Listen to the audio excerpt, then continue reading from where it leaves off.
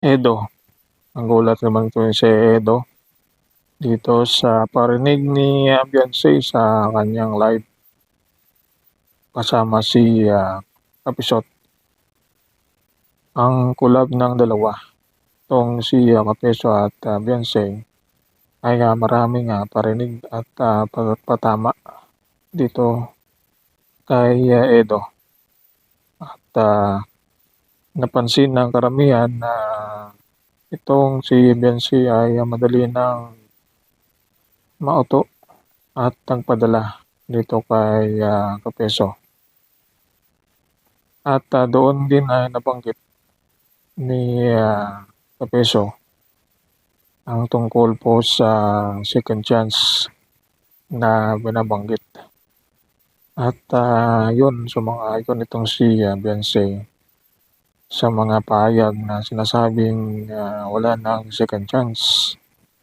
At dito rin napansin nila na may nagtanong ito sa kanya. Kung saan ang tanong ay mahal po ba itong sinasabi? At meron ding nagtanong kung na hindi ka na mahal na walang iba kundi itong si Edo. Itong paliwanag na ito na sinasabi na si Eds ay hindi mahal, hindi minahal ni Beyonce at na-respect na naman itong si Beyonce. Sinabi niya na nakalaya na siya dito doon po sa kabila, kumbaga malaya na magawa itong gusto niya gawin. At dito na kita nila na itong ginagawa ni Beyonce ang patama kay Edo. At itong mga bagay na ito na sinasabi na mga patama ito kay Eds ay nagkaroon talaga ng reaksyon itong si Edo. Sasabi na naman si Eds na hindi maganda itong mga paiwatig at mga sinasabi nito sa kanyang live. At nakikita natin sila na yung collab na ginagawa nila ng Kapeso at Beyonce. Ito yung sinasabi ni Edo na dapat na wag magtiwala itong si Beyonce Boy Kapeso. At sa mga taong nakapaligid sa kanya. Kaya ito ang magiging reaksyon. Magkaroon ba siya ng galit o dito kay Beyonce Kapeso na alam natin na damdamin ni Edo. Gusto niya na katahimikan, pagkikipagayos.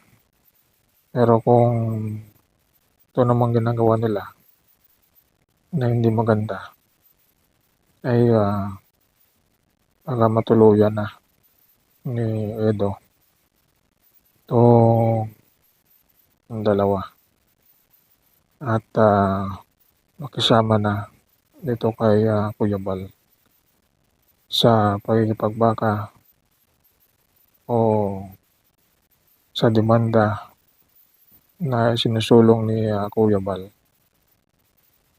Kaya itong si Edo pinababayaan na lang na mga nakaraan isipan ni Beyonce ang mga nakalipas na panahon. Mga magandang alaala. Ay hindi pa rin malilimutan ni Edo itong mga magandang alaala. Pero itong si Beyonce, ang mga hindi magandang nangyari sa kanya, mga masamang nagawa, di mano, ni Edo, ay ito yung kanyang binabalikan at panunumbat. Kumbaga, yung nakikita niyang hindi maganda, nadala ng selos ang nasa puso ni Beyonce. Masaya na daw siya dahil nakalaya na siya. Na ito lang second chance na itong parinig at mga sinasabi niya tungkol sa Kalingap at kay Edo. At ito namang si Peso, matindi talaga ito pong pag-brainwash at binagatungan o kaya tinuturuan ng mali,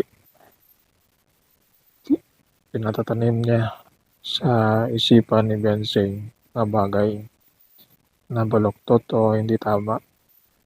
At tango ng tango itong si Beyonce sumasang-ayon di umano dito sa sinasabi ni Kapeso. Pero ang matinding intensyon nito ay una lang ang pagtulong nito, kumbaga yung pag-ipagtanggol ni Beyonce sa live na sina-shoutout at sinasabing suportahan si Kapeso bandang huli ay magsisisi itong si Beyonce sa pagsuporta niya dito kay Kapeso na siya pala ay ginagamit lang ni Kapeso para sa kanyang sariling interes. At dito na nga kinukuha niya na ito pong mga sponsor ni Beyonce. Ang loob ng sponsor ay kinukuha niya. Mga utak itong si Kapeso. At naunahan pa itong si Doklat. Kaya ito ang ating update sa paparinig ng collab kung Beyonce at Kapeso sa kanilang live. Pinapatamaan ito pong si Edo.